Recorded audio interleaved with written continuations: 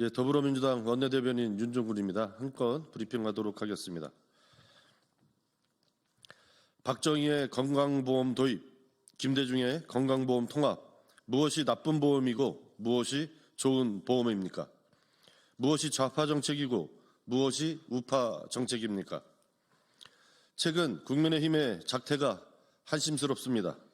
여당이기를 포기했습니다. 국민의 삶을 지키고 나라의 미래를 열어가야 하는 정치의 본령은 외면한 채 온통 철진한 색깔론과 생떼쓰기, 발목 잡기 뿐입니다.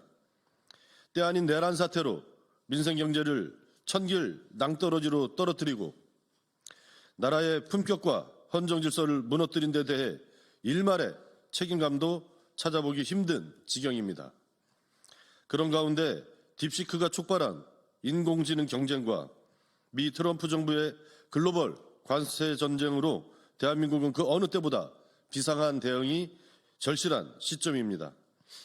이에 더불어민주당 이재명 당대표는 AI 추경 예산 편성, 국회 통상특별위원회 제안 등 대한민국 위기 극복을 위한 민생 대책을 제안했습니다. 그러나 내란 사태에도 우리가 여당이다며 핏대를 세우던 국민의힘은 추경보다 무차별 삭감된 민생 예산 복구가 먼저라느니 민생의 진심이면 국정협의체부터 복귀하라 등 거짓 선동과 정치 공세로 일관하고 있습니다. 지난 예산국회에서 민생 예산은 삭감된 바 없습니다. 윤석열 정권에서 영수증 증빙도 없이 써오던 특수활동비와 쌈짓돈처럼 사용해온 예비비를 삭감한 게 대다수입니다.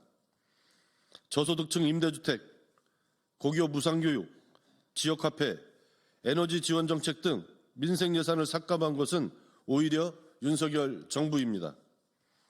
애당초 이미 참여해서 운영 중인 국정협의체에 복귀하라며 뻔뻔한 거짓말로 일관하더니 심지어 글로벌 관세 전쟁 전국 대응에 대해서는 발등에 불 떨어졌는데 한가하게 대비를 운운하느냐며 뻔뻔하게 일관하고 있습니다.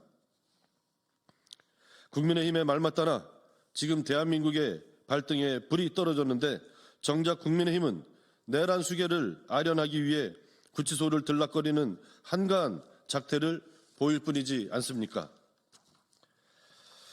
대한민국의 역사는 결코 한 진영만의 노력으로 만들어지지 않았습니다.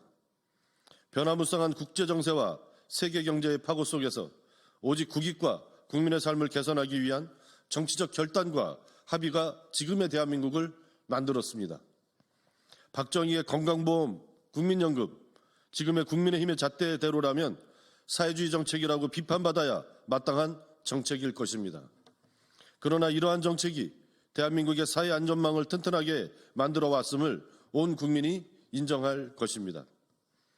노태우의 북방정책과 문재인의 신남방정책은 진영 논리를 떠나 대한민국의 경제 영토를 확장하고 무역대국 대한민국을 만드는 데 밑거름이 되었습니다. 노무현의 국가균형발전 정책, 박근혜의 기초노령연금 또한 마찬가지입니다. 지금의 모든 경제지표는 대한민국이 위기임을 분명히 보여주고 있습니다. 이런 때일수록 정치가 기존의 자기 진영 논리를 벗어나 오직 국민과 민생만 생각해야 합니다. 힘들고 어렵더라도 최소한의 범위에서라도 타협하고 조율해 합의를 이끌어내는 것이 국민에 대한 최소한의 도리일 것입니다. 국민의 삶, 나라의 미래를 여는 정책에 진보와 보수, 빨간 정책, 파란 정책이 있을 수 없습니다. 철진한 진영 논리의 딱지를 붙여서는 안 됩니다. 박정희의 경부고속도로는 산업화를 이끈 원동력이고 이재명의 에너지 고속도로는 실현 가능성 없는 말장난이라는 이분법을 넘어서야 합니다. 국민의힘에 촉구합니다. 지금은 더 늦기 전에 행동해야 할 때입니다. AI 추경 편성과 국회 통상특별위원회 설치는 물론이고 기존에 제시했던 국민연금 모수개혁 등 이재명 대표가 내놓은 민생 방안에 대해 허심탄회하게 마음 열고 논의에 임합시다. 그것만이 내란 사태를 초래한 위헌정당, 사법 파괴 정당의 오명을 씻고 다시 국민의 신임을 얻는 길입니다. 더불어민주당과 이재명 대표는 오직 국민, 오직 민생의 기치를 잃지 않을 것입니다. 흥묘백묘의 허황된 논쟁이 아니라 쥐를 잡는 본질에 천착하여 필요한 변화가 있다면 변화를 수용하는 데 망설이지 않을 것입니다. 예, 마치겠습니다.